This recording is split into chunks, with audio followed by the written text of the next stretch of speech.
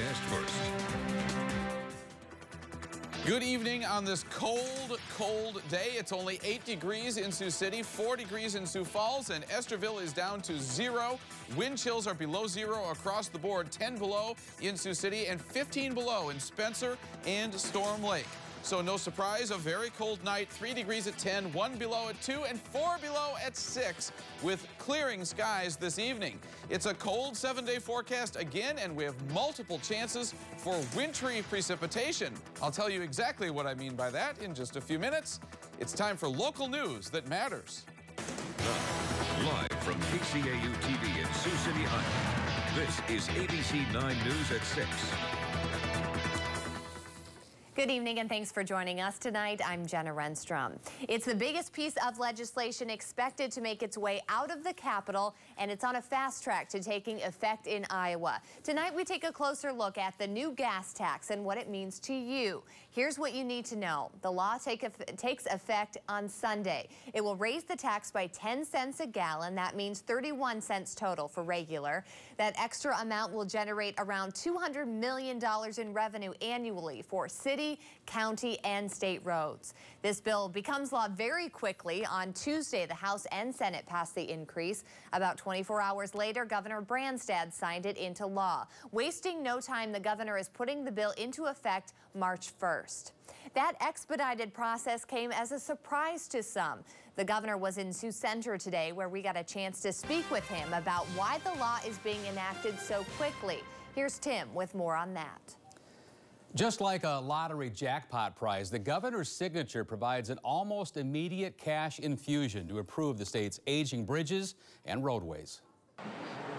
Few are debating the immediate need for the additional funding, but what has drawn attention from some is the slam-dunk passage of the new gas tax bill.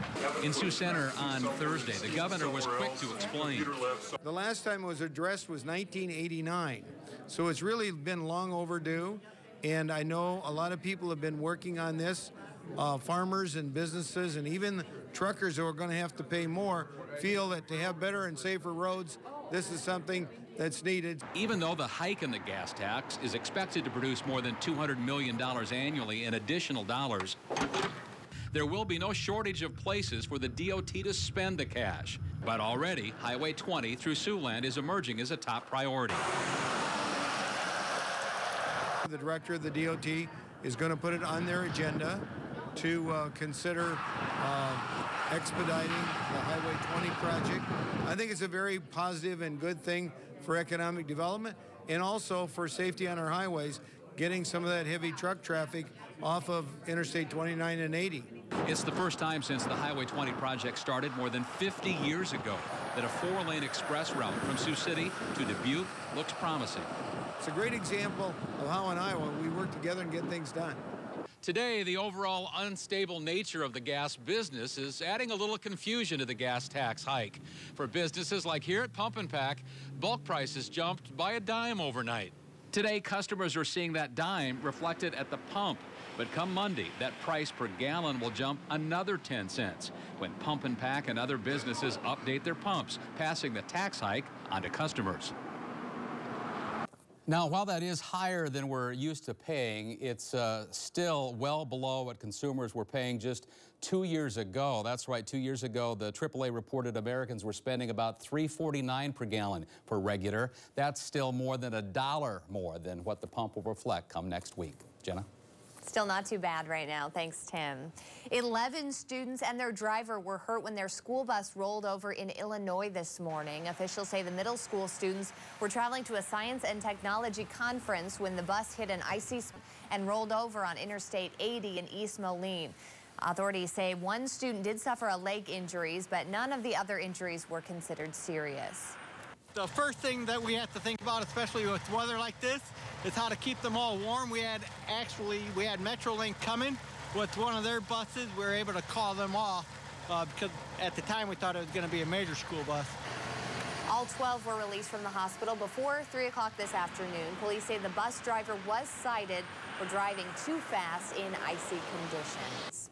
It looks like Iowa lawmakers are trying to make a move on body cameras. Currently, only police departments and school resource officers who've been able to afford them wear these cameras. If a new bill becomes law, it would require all law enforcement officers to wear body cameras. Amanda Krenz takes a closer look at this new piece of potential legislation. Officers can easily document all of their interactions through the lens of a body camera. We tested it out when the Johnston Police Force first got theirs. But not all police departments can afford body cameras. If it weren't for the initial startup costs, we probably would have our officers outfitted with these already. Sergeant Jason Halifax says the Des Moines Police Department's 8 school resource officers have them. It shows you the scenario when you arrive, who's where people are, where evidence might be, the scene of the crime. But no matter how helpful the cameras are, if the state says all officers have to wear them, it would be a big impact on the budget for Des Moines Police. If we go $2,000 or $3,000 over our budget, that's not usually not a really big deal. $200,000 or $300,000 over our budget, that's a big deal. Representative Clell Bodler was a state trooper for 32 years. Most of my friends have wore badges or are wearing badges. But he says body cameras are still a relatively new technology with too many unanswered questions. To spend this kind of money on brand new technology, and it's basically brand new for what it's going to be, is, I think, rather stupid. Amanda Krenz, ABC9 News. So far, this bill has moved on to the House Public Safety Committee and will continue to follow its progress. The Federal Communications Commission has agreed to impose strict new regulations on internet service providers like Comcast, Verizon, and AT&T. The regulatory agency voted 3-2 today in favor of rules aimed at enforcing what's called net neutrality. That's the idea that service providers shouldn't intentionally block or slow web traffic, creating paid fast lanes on the internet. Much of the industry opposes the regulations, which it says constitutes dangerous government outreach. The rules are expected to trigger lawsuits. Radio Shack is selling its name to the highest bidder. The company's largest shareholder agreed to bid $20 million for the Radio Shack name and some intellectual properties. Other companies can bid on the name before an auction takes place on March 23rd. About 2,000 Radio Shack stores will also go up for auction next month. After what's easily been the most difficult year of her life, Pilgrim mother Candy Murphy finally has something to celebrate. Candy's daughter, Callie Dixon, was killed in the June tornado, and Candy herself was so badly injured she was in a coma. During that time, Candy's other daughter, Robin, was taken by her father to live in Alabama.